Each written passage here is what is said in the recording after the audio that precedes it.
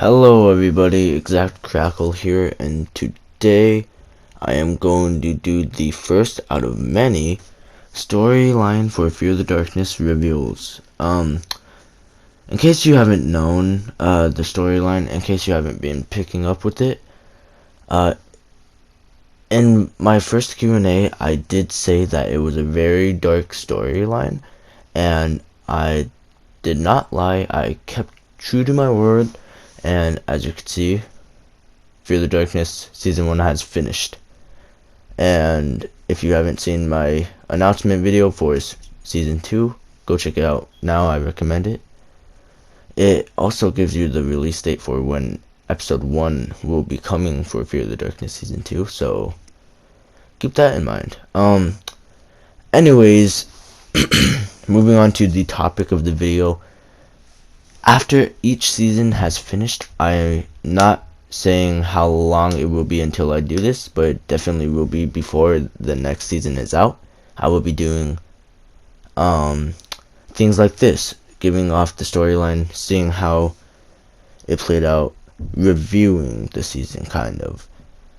But yeah, so if you haven't been up to date, episode 1 was Live With Your Guilt, I think it was. And it basically showed me waking up in my house. As you could see in the first episode, I have a job. I was about to go on vacation to get my mind off a little bit of things, and the things I wanted to get my mind off were is where actually the dark part of these storylines starts coming in. As you can see near the end of the episode, I come across two graves, Madison Brown and Peyton Brown. Those were two of my family members' graves. My daughter Peyton and my wife Madison. And near the episode, I think it was episode 13, my portal, which was portal 10, I had a flashback, show me who you really are, because of course I haven't been shown as a bad person yet in the portals. Basically, I would abuse my wife and daughter. One time, I never got to say I'm sorry, so we ended up getting in a car crash that killed both of them. I survived with major injuries, but I made it out alive. We did crash in the water, so that was a little bit more of a vantage point for us, I guess. But yeah, they died, and that left me grieving on it every last second of the way. And of course, I met Riley in the second episode. He told me about the books. I will not tell you what the books mean to the storyline. Like, there is an author, but I will not do that, tell you guys that, because that is way too spoilerish. So there is an author that wrote the books. Riley got involved in it, and he decided to get a couple people to help him just in case it was real. And he got me and Lillian. We of course went to help him. We eventually found all the books, one by one. I think there was 3. It was actually a while since we last recorded this. I waited to upload it until the release date, which was July 2nd. And basically, I did say at first I was gonna upload 2 episodes every day. Well, I mean 1 episode, my bad. 1 episode per 2 days. But on July 20th, I had to go on a camping trip, and I just got back not too long ago. I'm recording this on the 23rd. I'm probably gonna post this the very next day. So I decided to do it once every day because I didn't want to miss any days of me actually uploading it. So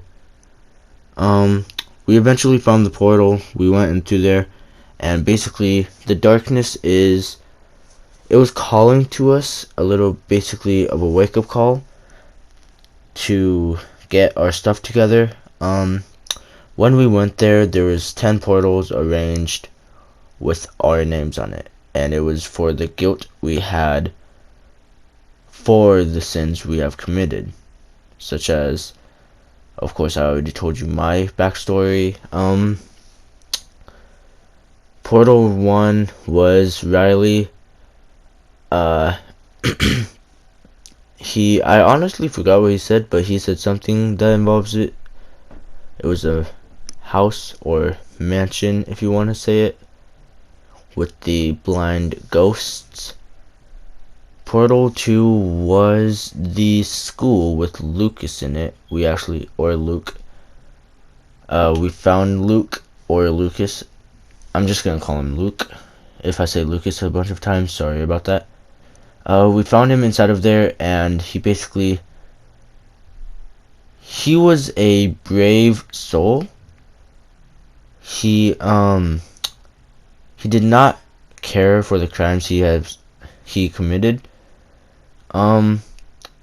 He did not have any guilt over the sins he's committed, which is why he was trapped in that portal by the darkness. I will not tell you any more further about the darkness, but he was trapped in there. As you could see, the monster Lily Mouser was a schoolgirl at that school that died in the hands of Luke, because he had a drinking issue. He ended up getting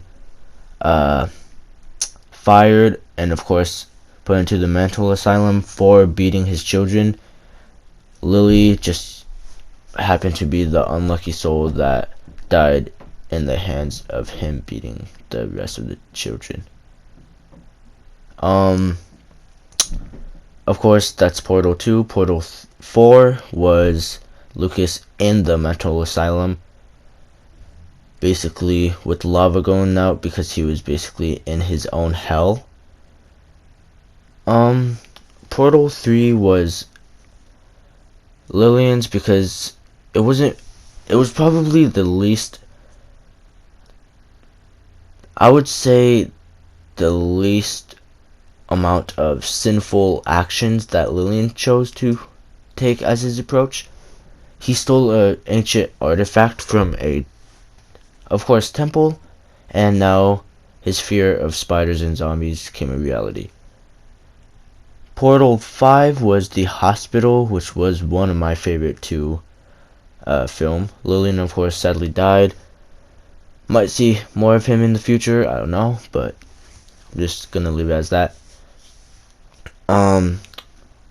It was Riley's portal, and his guilt and fear was needles, which led into the hospital idea. Riley actually gave a patient the wrong medicine.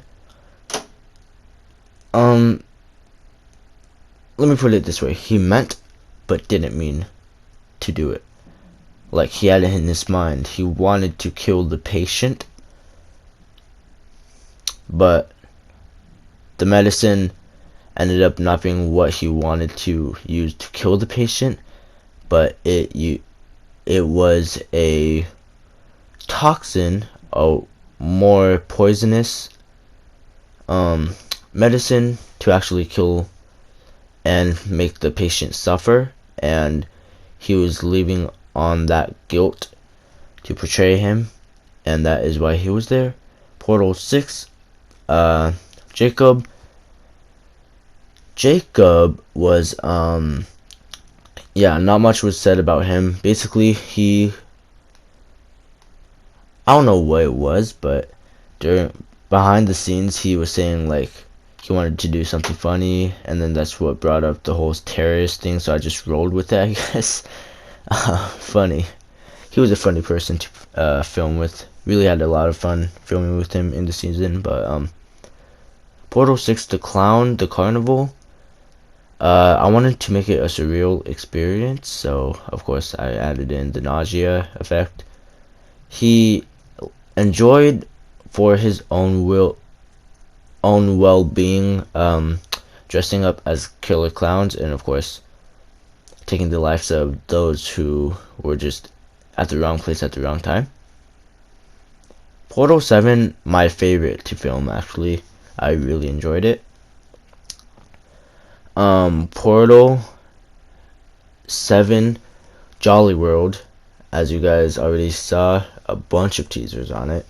Also, the Play with Fire, I want to say right now, the Play with Fire was true to its word. It was Jolly World burning and bursting to flames.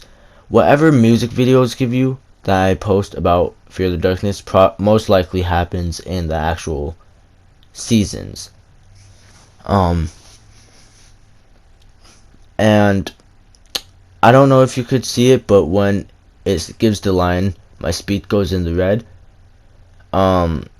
when at the end scene, when we are about to escape, we see Jolly one last time in his red form.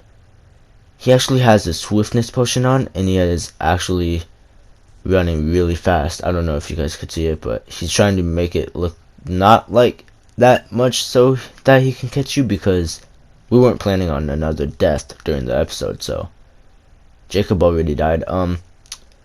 Xavier basically set his animatronics in the original Jolly World to kill humans. Think of it kind of like Five Nights at Freddy's stuff.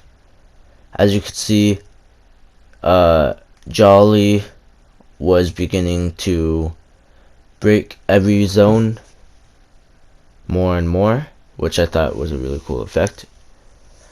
And Jolly, Queen Bee, and Fuzzy were more so the less welcomed and wanted animatronics. My bad. Jolly was basically the Darkness's companion. Jolly had a mind of his own, and that's why he did what he did in the music video. As you can see, near the end of it, he actually went up to the portal and actually left through it. That's how he got to the finale in episode 14. So basically, Jolly was doing a backup plan, which is one of the lines he says as they introduce him in the finale. He says, "Time for my backup plan." He actually was working on a device that can actually bring all the monsters to their world and to reality. But more so on that later, of course. I gotta finish off the little small bits of detail. Portal 8 was the, during the Q&A, you probably heard me say one character is, name, is inspired by, what do you call it, Dark Deception, and that was Mama Bear. As you can see, I said that in the finale as well. I was like, oh no, it's Mama Bear, and we were running. That was not, if you thought it was, the location was the cave system, it was not the cave. It was actually called the mines, because of course there's a bunch of TNT down there, so not fully copying the location of Mama Bear and Dark Deception.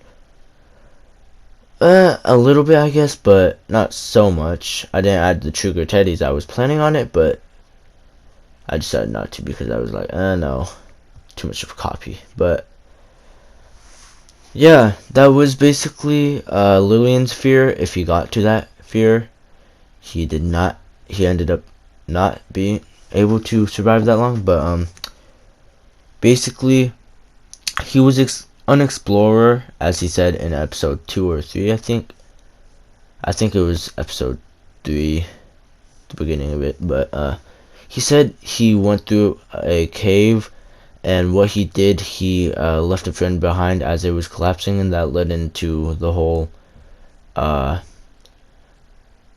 near, I think it was halfway buried, and I made a bear joke in it because I did bear like the animal instead of barely like the actual word.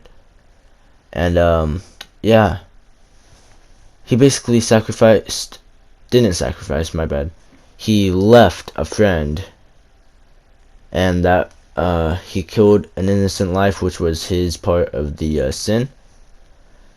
And moving on to number 9, Cameron. As you know, me and Cameron, before the whole portal stuff, he was a friend of mine. He went missing a few years back, I said.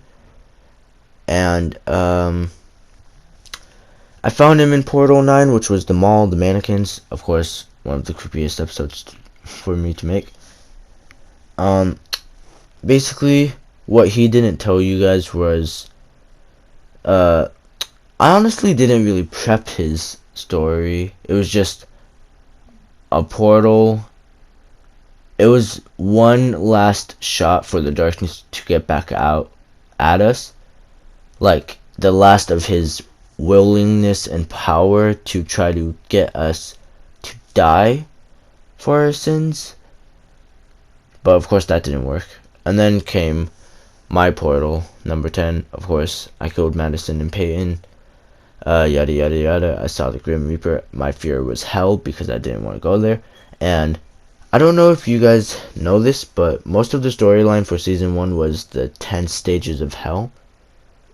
Of course, first being the mansion, then the school, then jungle, then asylum, all the way up to hell. Like, actual hell. So, we came back. Of course, Jolly had in mind his own. He's actually visited the portal room before. That's what you saw in the beginning of Jolly World when we were like, what's that? That was actually Jolly up there in the portal. What do you call it? Jolly, we actually gave little bits of Easter eggs and hints, like in episode 11, 12, and 13, I think. Like for Portal 8 through 10, we actually showed hints of Jolly coming back. We actually put him in the episodes sometimes. I don't know if you saw that, but you saw a bunch of creeper heads, so that's one. And yeah, he ended up coming back for the finale. It brought all the monsters back. As you know, I used the same music I used for their episodes in the finale as well. And then we ended up not knowing how to fully turn off the device. If we left it running, then the monsters, it would bring out more monsters than usual, and it would actually take over the world. Basically, near the end, Riley was like, I brought you all into this mess. It's time for me to take you out. Because if you recall episode 2, he did bump into me, and he was the first one to find the books, and he brought us all into this. So of course he decided to go down to the device, go through it, shut it off. Well, not really shut it off. He chose to break the power source out of it, but doing that will self-implode itself. And he obviously didn't have enough time to get out. So, and Jolly came over, and I don't know if you heard Riley's finisher line, but he actually said, I've always liked to play with fire. Which is all. It was the Play with Fire music video I did for Jolly World. It was pretty funny. But, basically, yeah, Jolly and Riley died. And, of course, we go to a new town. At the end, you can see Jolly, though, in the little teaser for Season 2. Transform into a human skin. He was basically in a place. You'll find out what the place is in Season 2. But he had an ability that wasn't shown until the very end. I wanted to show it at the end. He had an ability to turn into a kind of source code kind of creeper, and then transform into a body of the human to kind of disguise himself as he tries to seek us down again to get revenge. He basically, the reason Jolly isn't dead during that time is because I'm going to say this right now, and then I'm not saying anything else until the teasers drop for season 2 of Fear the Darkness. Jolly has a lot of clones. And when I say that, I mean a lot of clones. Like, it's probably unbelievable. He probably has an army of clones for that I know. I mean, but yeah, that was pretty much a recap of the story for Fear the Darkness season 2. Not 2, 1. Fear the Darkness season 2 will be coming out in October. I don't know when in October, but yeah, applications will be coming out for season 2 on August 6th, and yeah, I hope you guys enjoyed this video. If you did, make sure to leave a like on the video. Subscribe if you haven't already. I'm getting really close to 700 subscribers. Hopefully I do before season 2 drops or before season 2 ends. I'm hoping. So hopefully you guys enjoyed this video, and I will see you all in the next video. Bye.